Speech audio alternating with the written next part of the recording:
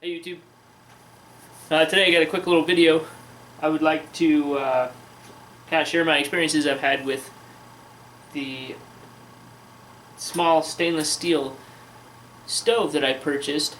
These are going for about $15 on Amazon, and I've kind of been interested in trying one of these out, but I didn't really want to spend a lot of money on it before I knew whether or not this was a practical item or if it was just kind of one of those little gimmick things that doesn't really work.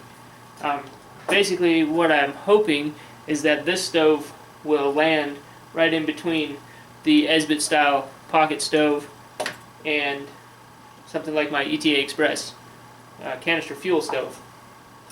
So I bought this to try it out as kind of an all-in-one cook system, pot holder, the stove, and a windscreen. And also, I was kind of liking the idea of the free fuel. You know, when you're out there bumming around in the woods, pick up some wood, just like making a campfire. The draw to me for this, though, is that it takes seconds to set up, and then you've got your stove and your pot holder all in one. Sometimes that convenience is nice. Sometimes you have the time to spend building a pot holder, setting your fire up, and all that. Sometimes you don't. Sometimes you're just stopping for a quick lunch or a quick hot drink to warm up in the winter. So for 15 bucks, I thought it was a good one to try. Alright, so here's what comes with the stove. You get this little dish. I believe they intend this to be used with alcohol. The bottom grate, the stove itself,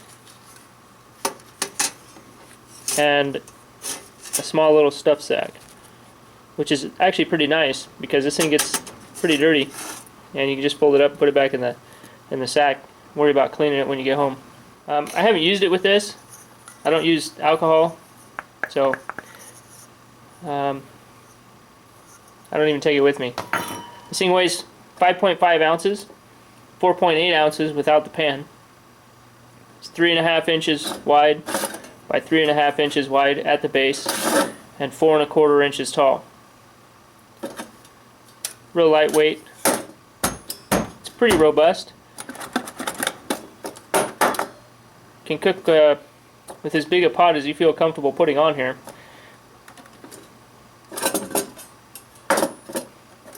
It does have a tendency to warp a bit while it's heating. So far I haven't had any issues, and I've gotten it actually really hot. Burned with it for probably pretty close to an hour yesterday, and everything was easily reshapen by hand. Nothing fell apart. It didn't become wobbly or anything like that. It just has a tendency to bow out a little bit when it's really hot. This thing only likes to go together one way. So when you first get it, if you put it together backwards,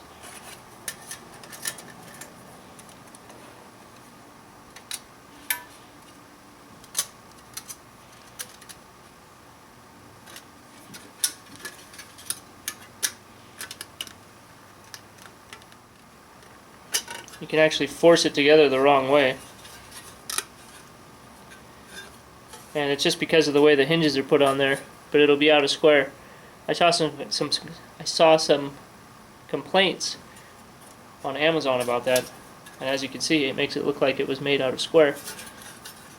But really all it is because of the way the hinges are arranged. You just have to make sure that you put it together.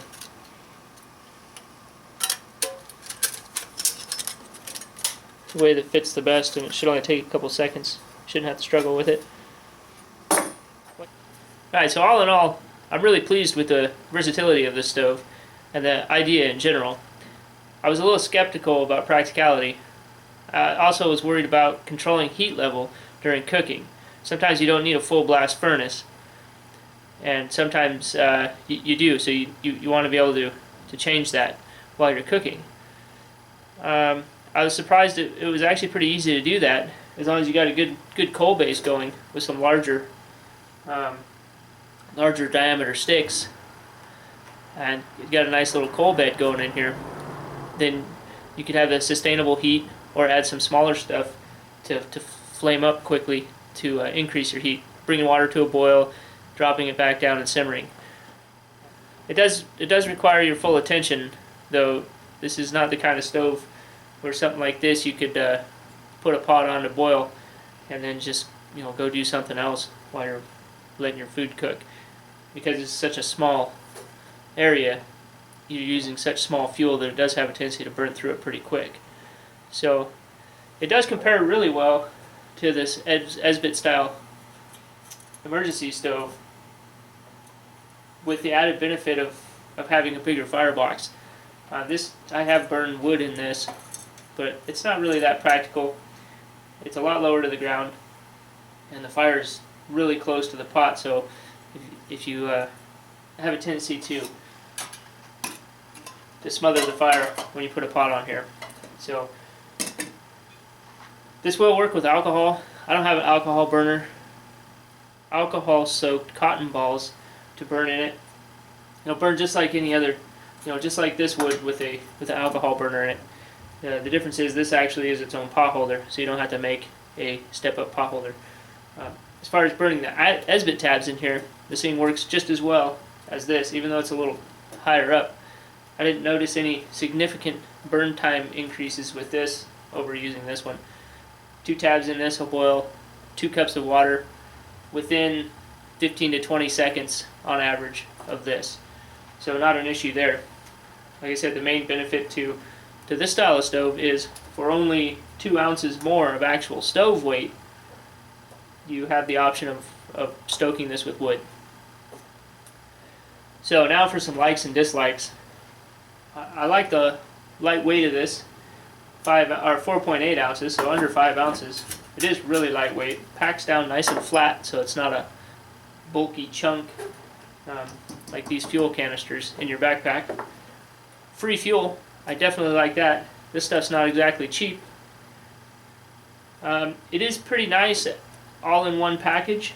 If you can hunker behind a rock or something like that to block the main wind.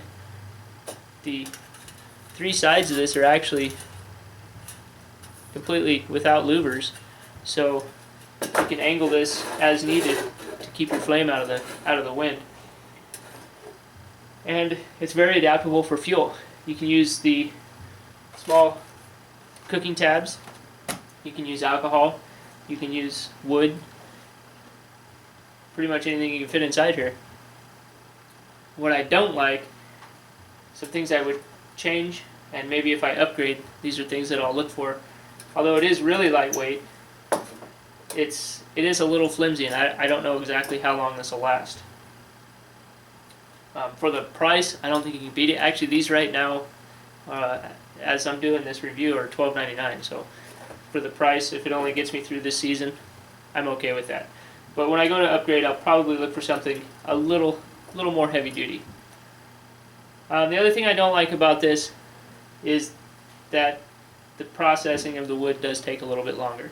Unlike building a small campfire where basically you just make a little bit of kindling and then split some small rounds, this does require you to cut your wood down small enough to fit inside the firebox.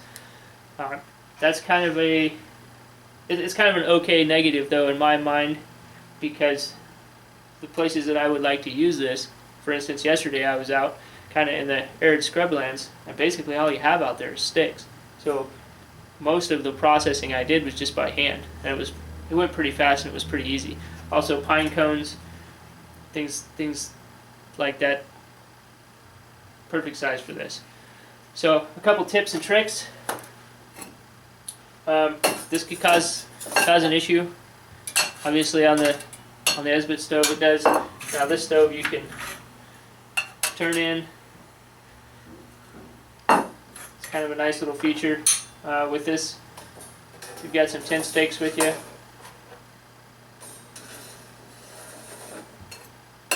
No problem at all. Same with this. If you're worried about it not fitting on there real good, you can put those in there. At least it won't tip over. It doesn't set perfect, but it's still usable. So that's not an issue as compared to this. A little sketchy.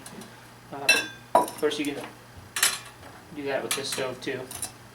Not reinventing the wheel here. The other thing is, if you're really hung up on the processing time for this, with the minimal investment of finding a rock, you can build yourself a little outfeed table. You can use longer sticks and just push them in as you burn them. And you don't even need the rock really. You can actually just do this deal and just feed them in as they burn. So those are the couple of tips that I found work pretty well for me. That and making sure you have different sizes of wood while you're cooking, and make sure you have a halfway decent little coal base down here. It doesn't take very long. Anyways, there you go, guys.